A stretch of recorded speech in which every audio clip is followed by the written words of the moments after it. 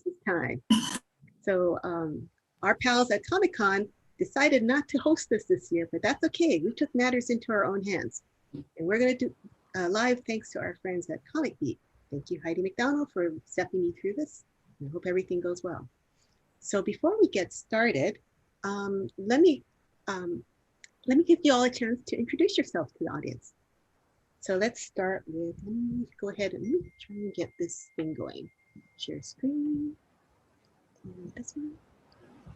Share. Okie dokie. So, can you see the screen now? Yeah. All right. So let's start with Brigid. Brigid, why don't you introduce yourself? Hi, I'm Brigid ALverson. I started writing manga blog in 2005 because my kids were reading manga and I got hooked on it. And now I write for Publishers Weekly, School Library Journal, ICV2, Smash Pages, and I read a lot of manga. All right. Mostly for fun. Awesome. All right, Colton, you're next. Hi, I'm Colton. You can find me on Twitter at SniperKing323. I am one of the hosts of the Manga Merrick's podcast at allcomic.com, where we basically talk about manga every week, not just what we're reading, but anything happening in the industry, new licenses, new series, sales stuff, all kinds of whatever we can cover in like 2 to 3 hours or so. That's usually how long our shows run, but that's basically it for me. That's awesome. All right, Jillian, how about you? I'm Jillian Ehlers. You can follow me on Twitter at JRLibrarian. I'm a school librarian in New York City and the Japanese Culture and Manga Special Collections Librarian for New York City. I also started a webinar series titled Manga in Libraries, so you could check that out at mangainlibraries.com. Rachel, how about you next? Hi, my name is Rachel Lapidow, and I am a freelance copy editor and proofreader. I do work for DC Comics, Yen Press. I also do work for role-playing game guides, and I have been writing reviews of manga and comics for Panel Patter since about February. Congratulations. Thank Glad you. to have you. And I'm Deb Aoki. I write about manga for Publishers Weekly. Sometimes I write for ANN. And I'm also one quarter of the Manga Splaining podcast, where we introduce great manga to people who don't read much manga. So in light of that, this is, let me get to the next part, which is, here's the rules of the best and worst manga. Let's see. Oops. Yeah. All right, the rules of best and worst manga is everybody is asked to pick one favorite manga for each category. For the best new manga, it has to be, the first volume has to be out in either print or digital between July 1st, 2020 and July 2021. Same thing goes for best continuing series. It's a little bit different. It has to have at least one new volume out between July 1st, 2020 and July 2021. We also have a category called Most Anticipated, which means it's a manga that is already announced and is going to be published at sometime between anytime after July 2020 and beyond. We also have a category called Most Wanted, which is for unlicensed, or it hasn't been yet picked up for English publication. And everyone's favorite category is the worst manga. The worst manga is probably something that got released within the last year that you thought, oh my God, they wasted trees on this. But the other part is, the other aspect of best worst manga is that sometimes people don't have a pick for each category. I totally understand. Some categories are a little harder than others, in which case the extra pick gets defaulted to whoever wants it. So sometimes there's a bonus pick. The other rule about best and worst manga, and this comes because we typically are at San Diego Comic-Con, where we are set to like a 50-minute time slot, is we give everybody 1 minute to sell the audience on your manga. So the idea is that you have 1 minute to explain to people in the audience why this is a great manga, or in the case of the worst manga, why it's a horrible manga. Okay, and when the minute, you'll hear the bell, and it's your time to wrap it up. And I'm going to be kind of challenged to kind of keep myself honest. So please keep me honest if I go over the 1 minute. Okay, I have a little time on my side. All righty then, let's get to the next part. Oops. All right. First category is Best New Manga for Kids and Teens. Our first one is Colton's pick. All right, well, let's see. Let's get the timer going now. All right, so this is Mashle, Magic and Muscles from Hajime Komoto. And the best way I could describe this series, that it is basically what if Harry Potter, or I should say, what if the protagonist of One Punch Man lived in the world of Harry Potter?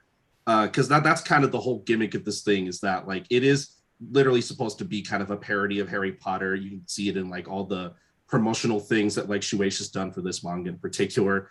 And yeah, that's kind of the conceit of the series. It's mostly like a comedy gag manga kind of thing, but it also kind of eventually turns into like an action battle manga kind of thing. A pretty good one, I think, personally. But originally, when I like first started reading this, I wasn't sure if this was going to last because Shonen Jump is just that cutthroat. But it seems to be doing very well and has like its very passionate fan base. A lot of people really like this, and I don't know if it's like necessarily like earth-shatteringly like. Oh, there we go. All right. Well, I tried. That was pretty good. Okay, so the next one is. This is Brigid's pick. Go ahead, Brigid.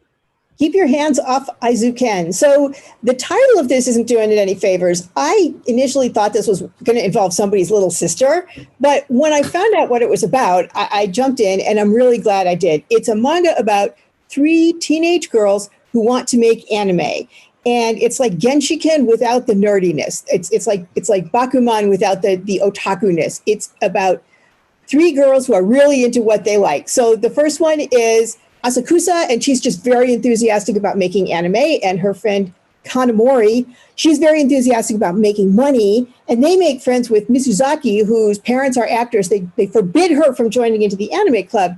So they start their own anime club, Aizuken, and it's like a ragtag club with like a broken down building as their clubhouse. But what really makes this is these girls are so into what they are doing, and Asakusa in particular, like she creates these settings and these mechs, and as they're talking about them, they like literally the scene appears around them, and it's just everything that's great about having an enthusiasm. It's a great read. I've only read the first volume. Number 2 just came out, and I'm really looking forward to it. Very good. 8 seconds to spare. Nice. All right. Next one is Jillian's pick. Go ahead. Okay, wait, before we start the timer, just want to say that I'm going to be reading book talk. So like if I'm going too fast, I don't know, I'm sorry. Okay, we're ready? Okay, it's just a warning. This is the school librarian in me. Okay, Got it. I'm ready. All right, there we go. Spy Family is a spy manga full of action and heartwarming moments. Lloyd, codenamed Twilight, is a spy and a master of disguise. He has incredible memory and problem-solving skills and will do whatever it takes to prevent war. His next mission requires him to infiltrate a private school, but the only way he can successfully complete this mission is to create a family. Yor, nicknamed Thorn Princess, is a lethal assassin. She has incredible physical skills and fighting abilities. Yor is the woman that Lloyd marries, but little does he know she also needs this marriage to create the perfect cover. Anya, the young girl that Lloyd adopts, is the result of an experiment that left her with the ability to read the thoughts of others. Because Anya did not receive a good education, she relies on her telepathy. No one in the family knows each other's secrets, well, except for Anya, but she's not telling anyone anytime soon. What fun would that be? This is the perfect manga for anyone that enjoys comedy, action, and dogs with psychic powers. Damn, you're good. Oh, yeah, just in time. You are a pro. Awesome. All right, I'm going to try and keep myself on. Oh, this is Rachel's pick. Are you ready? Yes. All right. So this is Cells at Work Baby, and this is a spin-off from the main series Cells at Work, which I discovered and fell in love with. And this is a version that is more geared for younger readers. It starts out in a baby about to be born. And so you have, again, like with the main Cells at Work, you have the red blood cell that keeps getting lost. You have the white blood cell that helps her out a lot. But I just love all the information that is conveyed in the series. I've read the first 2 volumes so far. I think they're up to 3 now. And it's just a lot of information about how babies grow, what they need, lots of different things about the human biology. And it's just been so great to learn. And I think this would be a great title for a child who's going to become a big brother or big sister, or someone who's going to be maybe babysitting down the road. So this is my pick. Sweet. 4 seconds left. Very good. All right. Let me switch on over to my pick. All right. All right. Kageki Shojo is basically, it's about a school that's kind of dedicated for people who want to get into the theatrical arts. It's a super competitive school just for girls who want to get into all-women theatrical group, kind of like Takarazuka. The story focuses around Sarasa, who is the girl on the cover. She's very upbeat, very can-do, and then she meets this other girl, Ai, who is very withdrawn and very kind of cold. But we later find out why Ai is very cold, because she was molested by her mother's boyfriend, and she just kind of has to work things out. But anyway, there's some content warnings in it, but I think it's a really well-drawn, really interesting and heartwarming, uplifting manga. There's an anime out now, and I suggest you watch that as well. It's on Funimation. Did it? Yeah. Okay. All right. Now we're on to best new manga for grown-ups. Let's see. Let's get that one. And the first runner-up is Jillian. Ready? Yes. Okay. Heaven's Design Team is a science manga full of humor and fun facts about animals. When God created the earth, it was to be populated with wondrous and majestic animals. While God has many ideas for these animals, the thoughts of creating them seem tiresome. So this work was outsourced to Heaven's Design Team, a group of designers and engineers that share their names with the Roman gods. This team works tirelessly to fulfill the unique and sometimes quirky requests for animals. Using their knowledge of biology and physics, this team, through trial and error, works until they get their designs approved. Shimoda, the mediator between God and Heaven's Design Team, watches and observes as new animals are created, from koalas, pandas, and otters to owls, hummingbirds, and penguins. The possibilities are endless. At the end of each chapter, there's a scientific information about each animal. This manga can be used in a high school science classroom or in an undergraduate science course, allowing students to engineer their own animals based on their knowledge of the science of the natural world. 2 seconds left. Nice. I'm I gotta say, one thing about Heaven's Design Clips, I noticed that several of you picked it this year. Anyone want to chime in a little bit about why you liked it?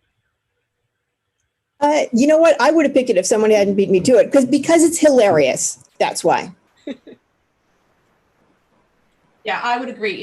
It's hilarious, and again, it's an explainer manga, and I've been huge into explainer manga lately. And yeah, just I love all the different weird facts. Giraffes eat pigeons sometimes. Who knew? I love that. And the anime is really fun too. So yeah, even though we put out as a grown-up title, I do think it's appropriate for kids, right? Well, I started reviewing it that way for a school library journal, but there's like one chapter where they just talk about penises the whole time. Well, that's a little bit like, like it's fine. It's scientific discussions of penises, but it wasn't something that I could like wholeheartedly, you need to know this before I recommend it. So that's why it's rather frank. That's why we count on you, School Library Journal. I have it recommended for maybe upper high school, depending on the science that they're learning or their sex education classes. You just don't want them dissolving into giggles and missing the point, which actually would happen with this anyway, because it's hilarious. All right, awesome.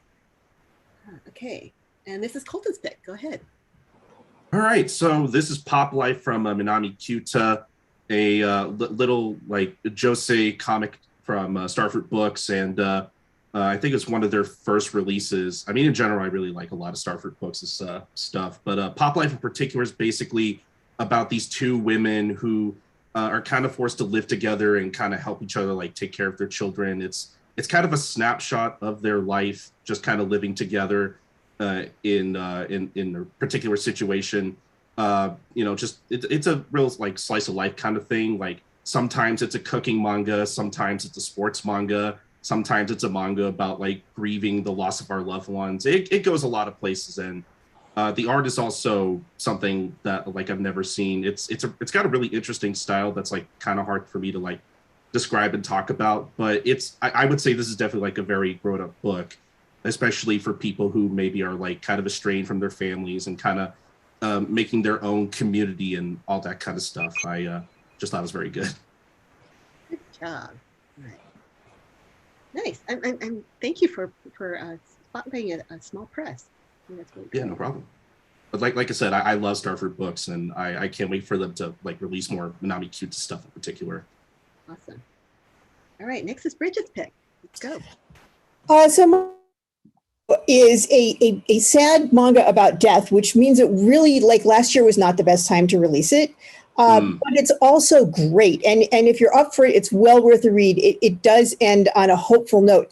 It's about a woman who discovers on the first page, Tomoyo, she discovers on the first page that her best friend has committed suicide. And she's like, wait, what? And they're both 26. So her best friend was, and we see this as the story unfolds, was horribly abused as a child. So Tomoyo steals Mariko's ashes from her drunkard father and runs off to the beach. Well, runs off to scatter them on a beach, but she has no plan because she's just a mess. She can't stop crying. She's chain smoking, and she works through her grief. Like all kinds of terrible things happen. Her backpack gets stolen, and this is a one-shot manga, but she also like meets a kind stranger, and in the end, like she has this dialogue with Mariko, and she realizes that the best way to remember Mariko is to stay living and to remember the things that Mariko gave her in her life. Awesome. Okay, next one is Rachel's. Ready? So this is What the Fawn, a manga guide to Western typefaces. And this is a pick that I actually learned about on Manga-splaining because I heard about typefaces and I was like, tell me more, because I am that kind of person. Because I do a lot of, I work on Word a lot, I work in PDFs. I have opinions about fonts. All editors have opinions about fonts, and we will not shut up about them. And so I wanted to know, well, why do we have these opinions? And this manga is it's a one shot. It's easy to read. It's a series of 4 panel strips, and the premise is that Maruso works for a company. She needs to design logos for them. She has no background in doing that, and she needs some help. And she gets taken to a library where all the typefaces are people, and she can go up to them and ask, like Helvetica on the cover, Garamond, Franklin Gothic, all of them, and they tell her how they were designed and for why and how they're used. So cool. It's a great one. All right, awesome. Okay, and then we're off to this one. Okay, where do I start with this one? Journal My Father is also a manga screening pick. It's something I've loved Jiro Taniguchi's work for a long time. He draws really beautifully. But this book, it's with one shot. It was also Eisner nominated. It didn't win, unfortunately.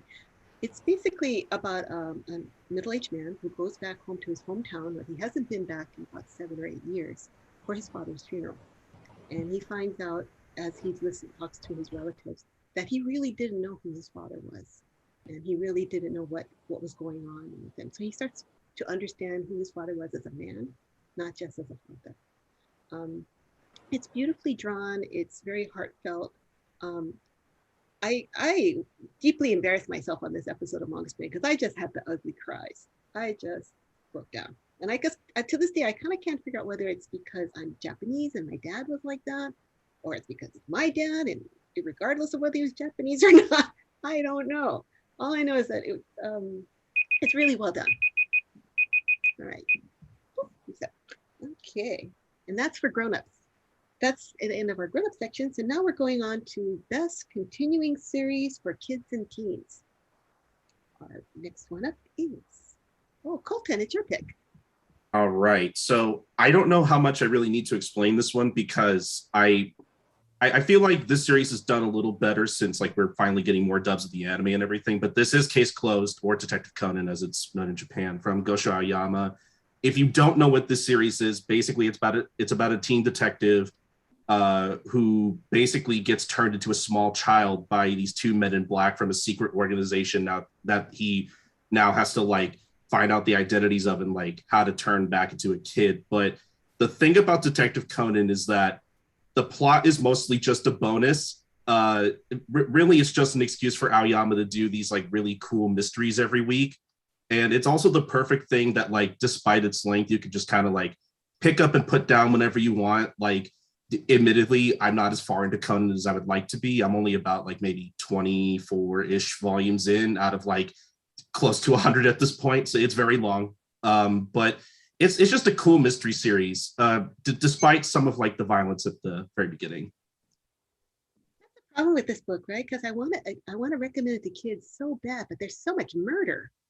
There is a lot of murder. Yes, it's very violent in the beginning, but I think it kind of like tones itself down like the further you get on. So I don't know. I would feel comfortable giving this to like a 13-year-old somewhere around there, you know.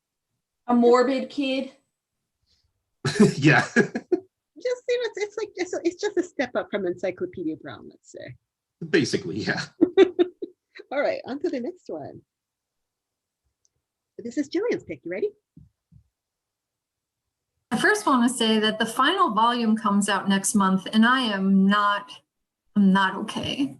Oh. But I understand, you know, things have to come to an end. It's just something we have to accept. But okay, I'm ready. The Promised Neverland.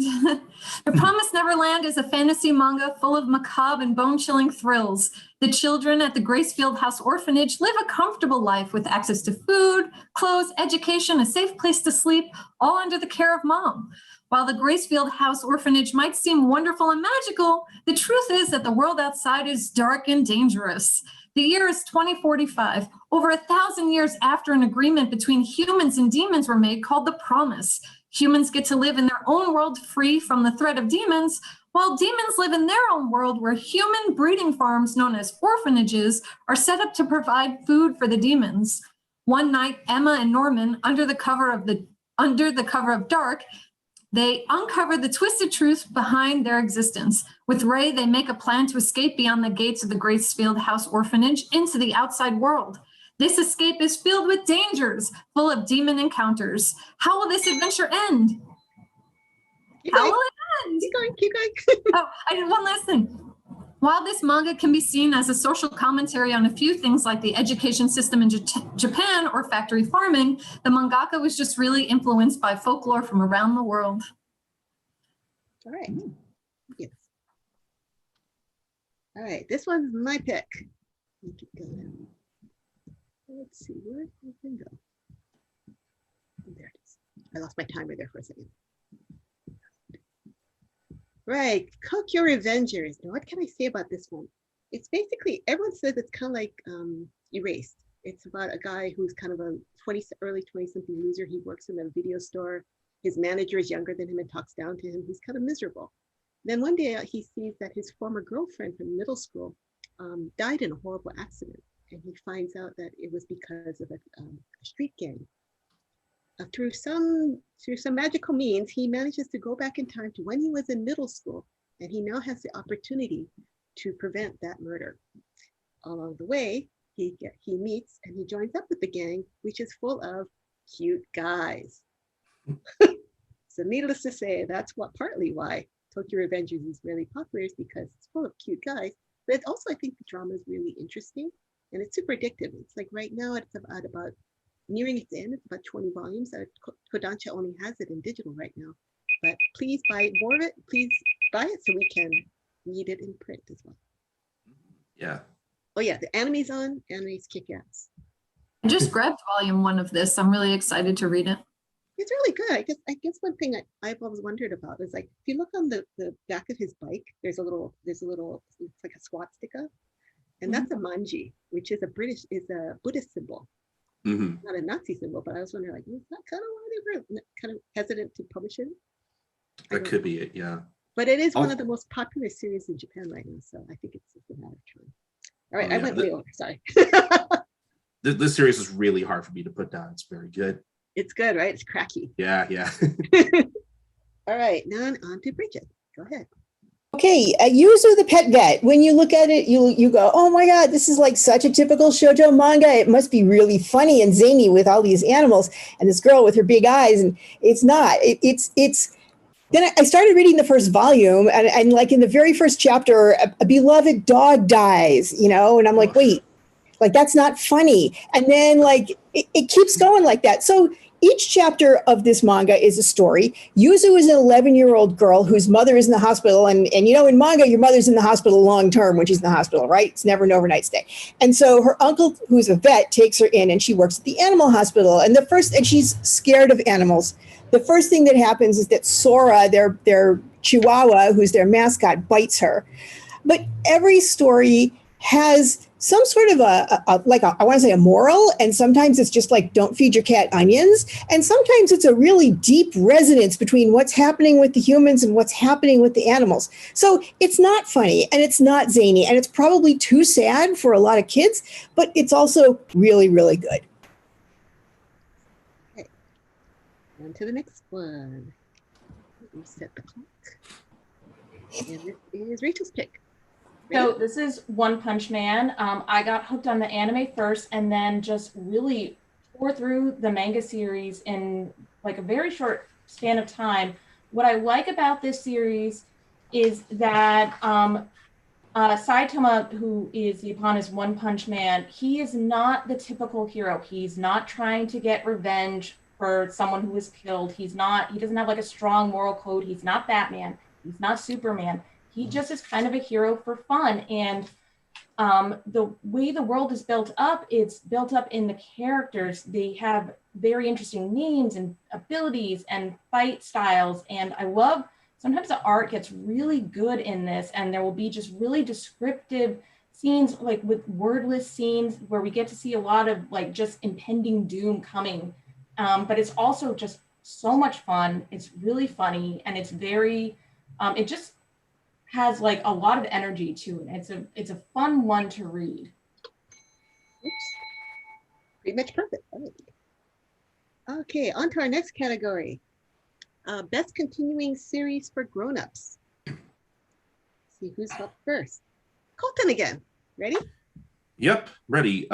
This is Gambling Apocalypse Kaiji from Nobuyuki Fukumoto from Denpa Books. If you've never heard of this, it's basically about this loser guy who gets into huge debt thanks to his old coworker making him co-sign a loan and then running off to leave him with all the debt. And now he basically has to go through multiple like life and death gamble game kind of things in order to like make as much money as he can to work off that debt. And I said this about Tokyo Revengers earlier. This is another series that is like, once you start reading it, it's really, really hard to put down. And, these are coming out in like omnibus edition. So there's like 2 volumes or so per volume or whatever. And it's so good. Like I got into this through the anime. And I think if it weren't for the fact that I had to like go to work the next day, I probably would have at least finished like the first like half of the season. Like it's like Breaking Bad levels of good.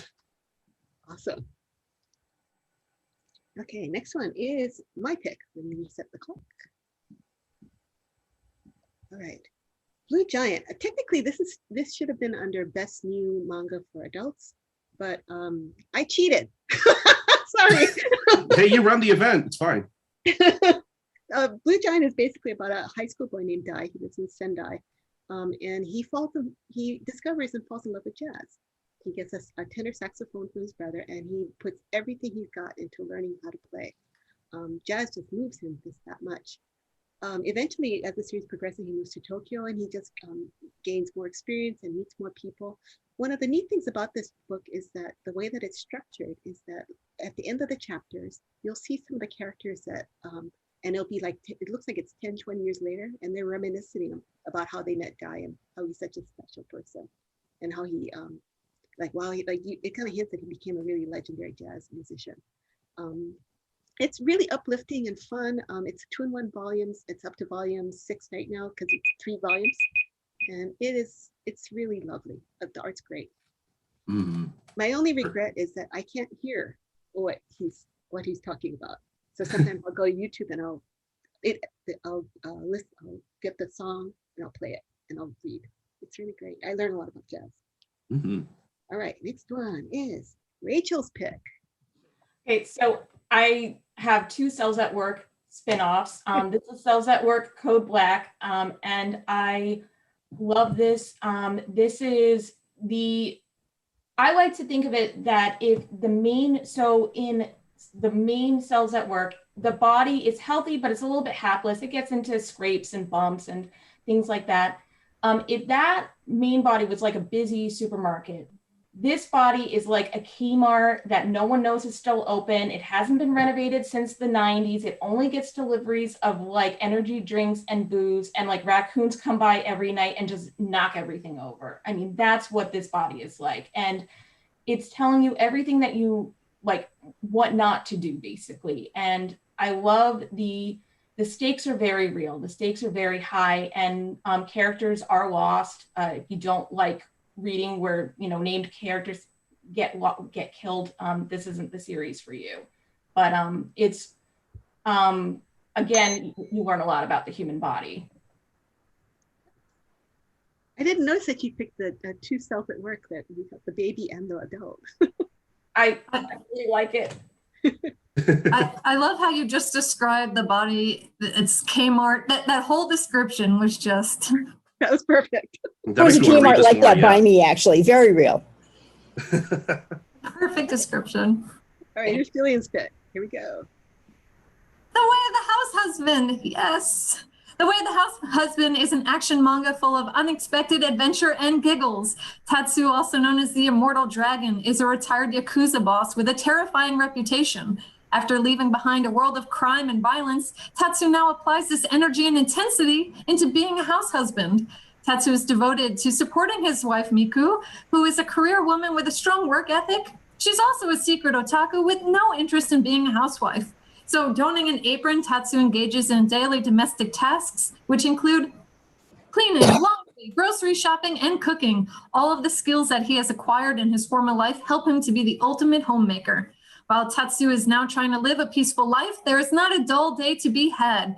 From frequent run-ins with former Yakuza, aerobics class, cooking class, fuzzy mitten sales, his first part-time job, an epic rap battle, chasing a neighborhood cat, planning a birthday party, and more. This slice of life manga is a must-read because every new story is uproariously funny. Awesome. I love this one too. It's great. This one's great. Next up is Brigid's pick. Goodbye, My Rose Garden. If you liked Emma, you'll love Goodbye, My Rose Garden. It's basically a Yuri spin on a similar story. Hanako is a Japanese girl. She loves to read. She learned English from her teacher in Japan, and she travels to England to meet Victor Frank, who's a mysterious novelist. She loves his books, but when she gets to England, she realizes like literally nobody knows who she is. So, she's getting yelled at by someone and she's homeless. And this nice lady says, come home with me. And next thing you know, Hanako is the maid to Lady Alice. But Lady Alice wants Hanako to kill her because it's 1899. Lady Alice is from a noble family and it is not okay to be gay. There's tons of drama and twists. There's an evil boyfriend and there's like all kinds of unexpected and yet somehow sort of predictable things that go on. The art is beautiful and the characters are great. This is it's 3 volumes. It's complete in 3 volumes, so it won't take up too much of your life. And it's just a really good dramatic romance. I had not heard of this one before. I had not come across my road on it. Was so good. Like I read the first volume and then I literally emailed the Seven Seas people and I was like, I need the others. So I couldn't put it down. Awesome. Okay. Here's our favorite one, the worst manga for any reader of any age. Let's see what's under the hood this year. All right, Jillian, what do you have to say about this one? Sorry, everybody. Okay. Fire Force is an action and fantasy manga set in steampunk Tokyo. Shinra is a boy that possesses the ability to run at the speed of a rocket and leaves behind what has come to be called the Devil's Footprints. He decides to join Special Fire Force Company 8, a team of pyrokinetics that are seeking to figure out why the people of Tokyo are spontaneously bursting into flames. There's a lot of action and creativity in this story that could keep readers engaged. So what makes Fire Force, in my personal opinion, the worst? Well, it's the excessive amounts of fan service. The fan service is just so blatant and out of place. It ruins the characters, it ruins the plot, it ruins the action. The patterns of fan service in Fire Force is the sexualization of the female characters, non-consensual touching, panty shots, tripping and groping, clothes flying off, nudity, and more. We can have a whole conversation about why fan service exists, but sometimes it just does nothing for the story. As a youth librarian, I unfortunately cannot have Fire Force on the shelves in my school library. Yeah. Sorry. Good one. Okay. Next one up is Colton's pick. All right, this is Zipman from Yusaku Shibata.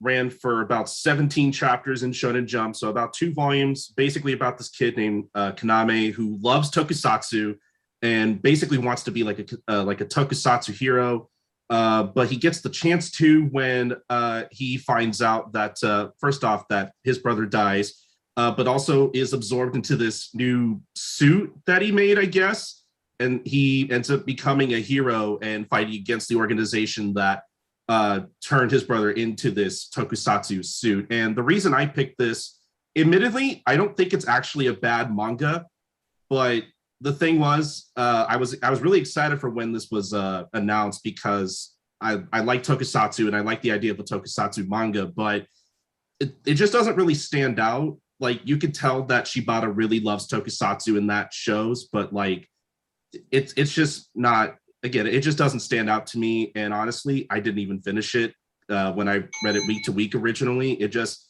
didn't really keep my attention, unfortunately. Apparently, Shonen Jump readers agree because I think it only got to 2 volumes, huh? Sure did. That's pretty normal for Shonen Jump. All right, on to our next word. Brigid's pick. Oh, this was interesting because this was the most anticipated last year. Go for it. I know. Yeah. You know what? And I'm a little bit the opposite of Colton here because, and I have to confess, I put this on the list and committed to it, and then I actually read it. And I felt pretty comfortable picking this. No, but let me say that I kept, so what's a bad manga? It's unreadable, right? And this one, I was like, I hate the title. I hate this woman with her spirally eyes. You know she's going to be one of these ditzy, no. What's with these arrows sticking out of her head? Stupid title. I've given birth twice. It's nothing to know. You just do it. So, and like I would read like the opening sequences, and I was like, I'd throw it across the room and read something good. But I'm ethical. So when I sat down, so I said, okay, now I've picked this. Now I have to actually read it and endure the badness. And what happened was that actually, once you get past that kind of manic beginning, it's really kind of good. She does do this dumb, everything's, I'm infertile, it's my fault, what do I do? And not all of the information is really 100%. But it talks about stuff that nobody talks about, like all the weird, awkward, embarrassing stuff that nobody talks about. And I really like that. I actually think it's really important to have a book like this. Also, I liked her husband a lot. She said he was a pervert, but I think that just means he likes sex. I mean, it's a funny book. I don't know who the audience is for this, to be perfectly honest. But I do think, as someone who's been through some of this myself, that she does provide some good, honest talk about what happens. And so, yeah, it's I don't hate it, as it turns out, as much as I did when I started it. I guess that's kind of an endorsement, kind of. No, it's actually pretty good. It's just also pretty bad. But it's like almost in equal quantities. Interesting. Fair enough. Oh, this one's Rachel's. That's good. What do you think about this one? So Beauty and the Beast, I was hoping that this was going to be sort of like a slice of life manga, like about building sort of connection between neighbors. But the main character is a 28-year-old woman who is a widow, and her next door neighbor is a high school boy who's on the baseball team. He lives by himself so that he can go to high school. And her whole day revolves around like what she's going to cook him for dinner. Every day she's having him over for dinner. It gets really inappropriate very quickly. And there's just, she shows up at his practice. She's just watching him working out. she shows up again and she's like, oh, I made this picnic lunch for my friend to view the cherry blossoms with, but they didn't show up. Will you come with me? And he's like, okay. And then she's like, so actually, I didn't have a friend. I made that all up. So yeah, if this was a man who was 28 and if this high school student was a girl, totally inappropriate. It's not cute. It's, you know, and the artist takes pains to let us know that like she's got a banging bod, and it's like, that's great. Find someone appropriate. Woof. Yeah. I had misgivings when I read this book too, and I and some people who've been reading in Japan said they swear it doesn't get inappropriate, but it is. Yeah, it flirts there, doesn't it? Skirting the line. Yes, America, Japan. All right. Here's my pick. Now, in years past, it's been more and more difficult to find a worse manga because the quality of manga that we're getting is much better. So, you know, I had a couple manga on the list originally, but I thought it was kind of so about, but maybe I didn't. It was disappointing. Then Dungeon Toilet came along, and all my problems were solved. It is stupid. It is poorly drawn. It's basically kind of like, okay, like those Dungeon, right? They go down the dungeon, they cook the dragons and the mushrooms and whatever. This one, the guy in the party, this guy and two girls, he is fixated on finding the best place to take a poop. And so that sounds great. So like one time he runs into these slimes, right? He goes, ooh, slimes. They go, ooh, slimes. And he goes, hey, his first thing in his mind is, this is going to be great for wiping my butt. And then one of the slimes crawls into his butt, and then this happens. Let's see, is it running? So it's, let me see, I clicked the wrong one. I gotta show you this scene because it was the one that made me cry. Anyway, it says, no, a slime hit on my butt. And it's just like that. The rest of the manga is just like that. It's kind of like, and then there's all kinds of fun factoids about toilet paper and toilets around the world. So it's kind of an explainer manga, but in the end, it's a pretty shitty manga. Make that I see what you did there. that's pretty good. Deb, you're just convincing me on this, if anything. This actually fits right up my alley. I think I want to read this. I think they should have named it, I don't know how to go to the toilet. But I know the word dungeon sells books these days. Oh my God. I mean, every time I do the best worst manga and I'll bring it to the panel, I'll say, who wants this piece of horribleness? And I never run out of takers. So thank you, Dungeon Toilet, and thank you, Seven Seas, for saving me from a so-so worst manga pick this year. All right. Next up is the most anticipated new manga, the manga that's coming out in anytime after August 2021. Let's see what we're looking forward to. First book is Colton's pick. Go. All right, so this is the original Kamen Rider manga from Shotaro Ishinomori that is going to be coming out later this year. And when I first heard that Seven Seas licensed this, I was very excited. Like I mentioned earlier, I don't talk about it a lot, but I do like my tokusatsu, and I especially love Kamen Rider. I love that it's getting more play here in the West. I love that more is getting licensed. I just love that we're getting more like classic titles that I never thought would be like available just in general. But yeah, and in general, I've also never read any of Ishinomori's works. I still need to get to his Super Sentai manga, which I do have my copy of. I just need to read it. But I definitely can't wait for this. I've always wanted to check out where Kamen Rider came from, because I believe this came out before the show. I don't know off the top of my head, but I just love getting more classic manga, so I'm definitely really looking forward to this. Perfect. I love Shotaro Ishinomori too. I grew up with Kamen Rider. It's really cool. All right. Next one is, this one's mine. Let me reset the clock. Boop. All right, Witches is by Daisuke Igarashi. He did Children of the Sea. This is a 2-volume manga that's being released as a 1-volume omnibus. It's basically short stories about witches. And it's very interesting because the witches, like one of the main stories is about a woman from Britain. She goes to like the Middle East and she meets a boy, but she tries to get his attention, but somehow just never succeeds.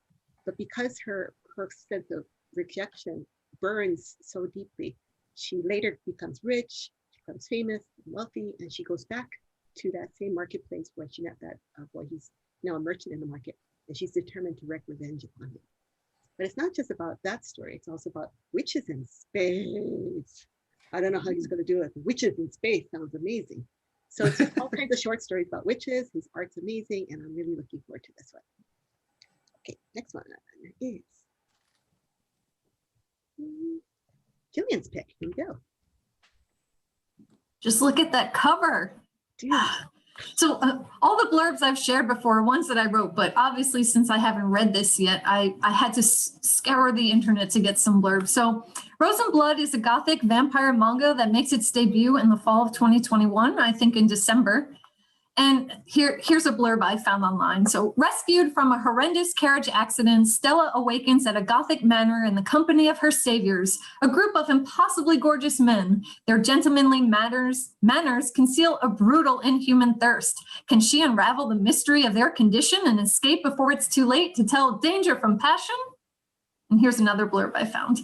En route to a new job that she hopes will turn her fortunes around, Stella almost loses her life, if not for the intervention of Levi and the other mysterious young men who inhabit an impressive mansion guarded by roses. She surely would have perished. With nowhere to go and having caught the eyes of these handsome men, Stella takes a job as their maid, but danger from this mansion's denizens lurks around every corner. Aside from being a story about a young woman trapped in a gothic mansion surrounded by roses with handsome vampire men, #dreams, this artwork looks incredible, and I cannot wait to sink my teeth into it. I see what you did there. I try to pull a Deb.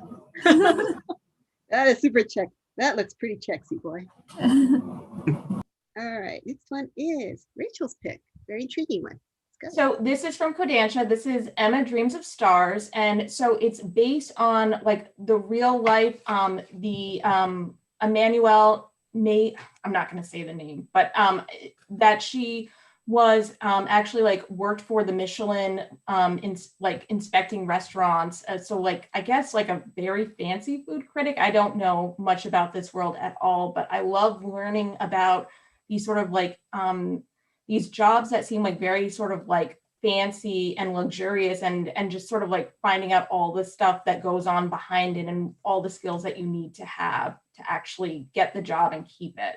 So I'm looking forward to this one. And I'm betting it's going to be a good one to read while you're having lunch. So. Oh, yeah. I hear it's going to be published in full color too. Yeah, the art looks good. The foods look good. So. It's really nice to see a food manga in color because, I mean, a lot of times manga manages to make food look yummy even in black and white. So this should be really extra appetizing. All right, next one is, this one's my bonus pick. Because I can. March Comes In Like a Lion by Chika Umino is something that I've been wanting to see licensed for a long time. And Denpa Books swooped in and picked it up, and it's awesome. The anime is on Netflix, Crunchyroll, and so on, but it's basically about a young boy who is a shogi genius. He's a genius at chess, and he becomes a professional chess player. But he also is a very lonely, a loner at school. But he lives by himself. He's estranged from his stepfather. He finds this family of his sisters who show him love and unconditional acceptance. And he grows as a person as he goes through trying this whole process of becoming a professional shogi player. Beautiful art. It's by the artist who did Honey and Clover. All right. Next one. Oops. Onward to Most Wanted, but not yet licensed manga. This one's a tricky one because it's the qualifications for this one is either it's only available in Japanese or it's in other languages but not English, or it's out of print. Might need it's up for a license rescue. So the first one we got here is Jillian's pick. Oh, so cute. Okay. All right, hold on. I gotta. Whew. Love this bird. Okay, My Name is Mrs. Soji is a manga about the daily adventures of Mrs. Soji the cockatiel and her owner, Yay. The only blurb that I can find about this manga is as follows. The cockatiel Isoji-san is with her master Ye-san again today. With red cheeks and plumes standing tall on her head, she's a little bunny riding on her master's shoulder, a fluffy, crested, happy life with a little bird. So hear me out. There's cat people, there's dog people, they all get their manga. But there's also bird people. This manga was introduced to me by a friend who loves to read cat manga. After hearing about my frustrations with the lack of cockatiel representation in manga, she uncovered this series for me. Okay, so there is one famous cockatiel in manga, Hitari, also known as Shooting Starwing from Tokyo Ghoul. He's a chubby little yellow cockatiel with a star mark on his gray wing. Fine, he's cool, but he's a tertiary character. We need a cockatiel protagonist. Every time I look at this cover, it melts my heart. I will probably just buy it to look at the art and maybe try to translate it myself, but please, let's up the game on translated bird manga. I hear you there. So cute. Okay, next one is Colton's pick. All right. People who know me are not surprised by this pick, first off. Second, this is Neuro Supernatural Detective, or Majin Tante no Gami Neuro, from Yusei Matsui, who you may recognize that name as the author of Assassination Classroom. This series in particular was his first series before that one. And it's basically about this demon named Neuro who comes from hell. He basically solves every mystery in hell. And so he comes to the human world to start up a detective agency with this high school girl in order to solve mysteries in the human world, because he actually lives off of the energy that comes from him solving mysteries. And it's about as abstract as it sounds. Yusei Matsui is probably one of my favorite, just comics artists just in general. I always love his stuff. I love Assassination Classroom. I also love his new series in Shonen Jump, Elusive Samurai. That's been very good. But for some reason, we don't have this available. And I really think that on the success of Assassination Classroom alone, I really hope that maybe Viz could pick this up one day. I'll buy it day one. This is seriously one of my favorite comics of all time. Love it. Next one. All right, I'm going to talk about this one. So I'm pretty late to the Hajime no Ippo game. I mean, I didn't get picked to this until David Brothers recommended it to me. When I was in Tokyo before the shutdown and all that stuff, there was a big exhibit of the original art from Hajime no Ippo. And basically Hajime is a boxing manga. It's about a high school kid who kind of starts out kind of, shy and meek, but he eventually becomes like a champion, a fighter. What's really fascinating about this is that it's a great mix of humor and action and characters that you just fall in love with, even though sometimes they're kind of goofy and rude.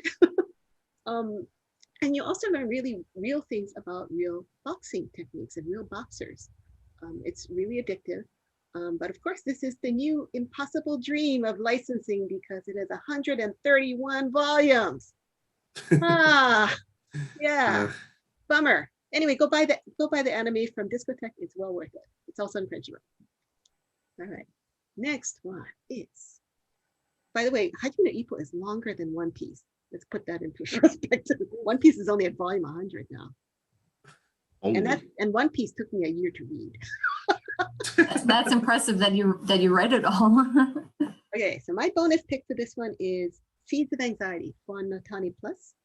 It's basically a horror manga that I encountered when I was a judge for the manga translation battle, but it's a series of short stories about urban legends. And it's kind of like creepypasta, kind of like Slender Man kind of stories. It's super creepy and super strange, and they're just very short and well drawn and very unsettling. And the way I figured is if Junji Ito is practically its own sales category, let's get more horror manga into the shops. All right. Next one is, now we're into the underrated but awesome manga. This is manga that maybe came out, didn't get a lot of hype, but we think you should check them out anyway. Next one is Colton's pick. Go for it. All right, Astra Lost in Space from Kenta Shinohara. Again, besides Yusei Matsui, another one of my favorite comic artists of all time. I really love his stuff. And I think it's kind of a miracle that this was picked up in the first place, because his previous series, Sket Dance, which was basically like a comedy drama kind of thing, never got picked up. But this even got like a simulpub from Viz and everything. And it's only 5 volumes, so it's very short.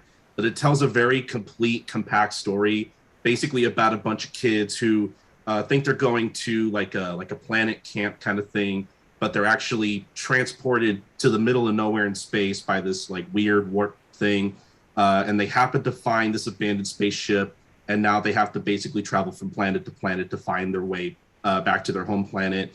I can't say too much about this without like just giving everything away, because it's really something that you need to read to like experience, to like get the full experience, because there's a lot of conspiracy, there's a lot going on that like is just there's a lot going on. I don't know how else to put it. It's just very good. More people need to read it. I want to second that. I really, really liked this manga, and I picked it up kind of reluctantly. I'm not a big sci-fi fan, but it's so imaginative when they travel to the different worlds, and you see they reason out the different kinds of creatures and what's edible and what's not. Like everybody on the team has a special talent, and of course there are people who are, you know, not what they seem to be, and then they just like hit you with this giant twist. So Yep. it is a great story. 5 volumes, it goes fast. Oh yeah. Awesome. Okay, next one is Jillian's pick. So I know this had like a little rough start, but then I think it picked up, and volume 5 is coming out in December. So I'm calling it an underrated gem because I think it needs more love than it's getting. So, all right. Kaiju Girl Caramelise is a science fiction manga full of adolescent awkwardness and monsters. Kuro suffers from a mysterious illness, an illness so rare with no cure that she just needs to learn how to live with it. But that's not so easy when you're a teenage girl falling in love for the first time. In the beginning, Kuro feels that love is dangerous, that love is nothing but terror, and therefore she must learn to keep her heart closed. But as Arata, one of her classmates, starts to pay attention to her, she starts to blossom with new feelings. Every time Kuro is with Arata, her heart skips a beat and her body starts to shift and she turns into a kaiju. To keep this monster secret from being revealed, Kuro avoids all situations where her blood pressure might rise. Kuro worries that Arata will never accept her for who she truly is. She starts to feel courageous in love and begins to see the world in color, a world that always looked so gray. This manga series is for anyone that has ever been body conscious and anxious, but who does not want to give up because they believe in love. I love it. Okay, next one up is Brigid's pick. So Our Dining Table is a really sweet one-shot manga. It's boys love, and you can almost tell what it's about. There's, awkward guy in glasses there. That's Yutaka, although the little kid calls him Yukata all the time, so do I. And then the other one is Minoru. And Yutaka grew up in a family where he was adopted. His older brother bullied him, and he got so shy that he couldn't eat around other people anymore, which really put a dent in his social life. Minoru and his little brother Tane, their mother died, and they're living with their father, who is like my favorite character in this whole manga because he drinks too much and he talks too much and he cooks really badly, and he's just like great comic relief. And so Minoru isn't a very good cook, and Tane really loves Yutaka, so he invites him over to make onigiri, and pretty soon they're just like getting together for all the holidays and then all the meal times. And the biggest thing is, of course, that both of them are too shy to tell the other how they feel, and it's very sweet and emotional, but it's just a fun slice of life boys love story. Sweet. All right, let's go to Rachel's pick. So this is Kakashi, and this is published by Viz. I think it's not in print right now, so I've been getting them used, but so I'm maybe like kind of going off the guidelines a little bit. But what I like about this series is it's about 2 teenagers. So Yoshimori, who is the young man here, and then his next door neighbor, Tokini, who is 2 years older than him. And they both use kekai, which is sort of like this kind of magic where they create boxes, and they use these boxes to capture and destroy spirits who are coming to the like hallowed grounds of their high school, seeking energy. And I really like the relationship of Yoshimori with his family. He's into baking a lot. He dreams like making cakes all the time. It's really great to see a male character presented in this way. And I like the fight scenes. So if you can find it, this is a great one. It is available on digital, by the way. So there's That's true. Yeah. nothing stopping you there. Yeah, that I've been doing the people. I'll say like Kekaishi is good for if you want something like Demon Slayer, but without as much beheading. Mm. Kind of. Yeah, this is definitely on my list. Yeah, it's a good one. Super satisfying. All right, my unsung gem is another manga, a music manga. It's called Those Snow White Notes by Marimo Regawa. It's from Kodansha, and it is Marimo Regawa did Baby and Me. She also did some boys love manga like New York is coming out from Yen Press. But this is basically about a high school boy who grew up with his grandfather and his brother in rural Akita prefecture, learning how to play the shamisen. His grandfather was practically godlike as a shamisen player. And Setsu is trying to find his own voice, his own sound. He moves to Tokyo after his grandfather dies and then meets people who help him discover himself as well as his sound. One of the interesting things about this manga is that by itself, it doesn't quite work. It's really hard to imagine what shamisen sounds like just by reading the manga. But the anime came out this spring, and you can watch the anime and listen to the music, and it just makes everything clicks into place. It all makes sense. I will say that the anime does clarify a lot of what's in the manga. It kind of tightens it up. Some of Marimo Regawa's story goes a little bit off the rails, but it's a really wonderful manga, and I hope everyone will pick it up. Right. Oops. Oh, just in time. Yeah. All right, and that was the best and worst manga of 2021. Thank you so much to everyone for joining us, and I hope we get to do this in San Diego sometime. Thank you, everybody.